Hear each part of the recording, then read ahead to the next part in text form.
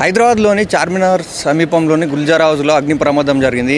ఇందులో 17 మంది చనిపోయారు. ఇంటి దగ్గర ముగ్గురు హాస్పిటల్లో, ఉస్మానియా హాస్పిటల్లో 14 మంది చనిపోయినట్టు తెలుస్తుంది.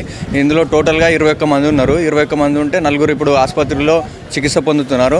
ఇక చూస్తే ఈ బ్లూ బిల్డింగ్లోనే ప్రమాదం జరిగింది. ముఖ్యంగా ఏసీ వల్లనే ప్రమాదం, షార్ట్ సర్క్యూట్ జరిగినట్టు తెలుస్తుంది. ఈ భవనం మొదటి అంతస్తులో వ్యాపారి కుటుంబం నివాసం ఉంటుంది. గ్రౌండ్ ఫ్లోర్లో నగల దుకాణం నిర్వహిస్తున్నారు. వేసవి సెలవుల సందర్భంగా వ్యాపారి వద్దకు బంధువులు వచ్చారు. మంటలు చెలరేగడంతో ఇంట్లో పొగ కమ్ముకుంది. దీంతో ఊపిరాడక పలువురు స్పృహ తప్పి పడిపోయారు. ఘటనా స్థలానికి చేరుకున్న సహాయక బృందాలు మంటలు ఆర్పేందుకు తీవ్రంగా శ్రమించాయి. పొగ చేరడం ఒక మెట్ల మార్గం ఉండడంతో సహాయక చర్యలకు ఆటంకం ఏర్పడింది. నిచ్చెనలతో మొదటి అంతస్తులోకి అగ్నిమాపక సిబ్బంది వెళ్లారు. ఇంట్లోకి చేరే మార్గం లేక తలుపులు పగలగొట్టి స్పృహ తప్పి ఉన్న పలువురిని బయటకు తీసుకొచ్చారు. అనంతరం వారిని అంబులెన్స్లోని వివిధ ఆసుపత్రులకు తరలించారు. వారిలో కొందరు మార్గమధ్యంలోనే మృతి చెందారు.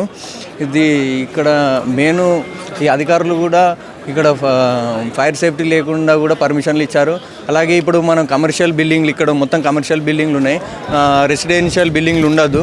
కానీ ఇక్కడ మొత్తము కమర్షియల్ బిల్డింగ్లు గ్రౌండ్ ఫ్లోర్ ఉన్నాయి. ఫస్ట్ సెకండ్ ఫ్లోర్లో మొత్తము రెసిడెన్షియల్ హౌస్ చూస్తే తెలుస్తుంది.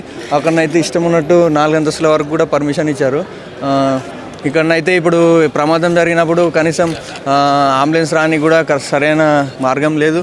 దీనికి మెయిన్ కారణం ఏంటంటే ఇక్కడ ఇష్టం ఉన్నట్టు బిల్డింగ్లు కట్టి ఫైర్ సిబ్బంది కూడా రానికుండా రోడ్లు ఉండడం, అలాగే ఇండ్లు కూడా కొద్దిగా గ్యాప్ ఉండకుండా ఇష్టం ఉన్నట్టు కట్టేసారు. ఇంట్లో ఉన్న వారికి మాత్రం ఎక్కువ అగ్ని ప్రమాదం జరిగినట్టు తెలుస్తుంది. కానీ ఎక్కువ మందికి పొగ చేరడం వల్ల ఊపిరాడక ఆక్సిజన్ అందకనే చాలామంది చనిపోయినట్టు తెలుస్తుంది. ఆక్సిజన్ అందకనే చనిపోయారు. ఎక్కువ పొగ చుట్టుముడడం, ఇంట్లో నుంచి రాలేక పరిస్థితి లేకనే, ఆక్సిజన్ లేకనే చనిపోయారు.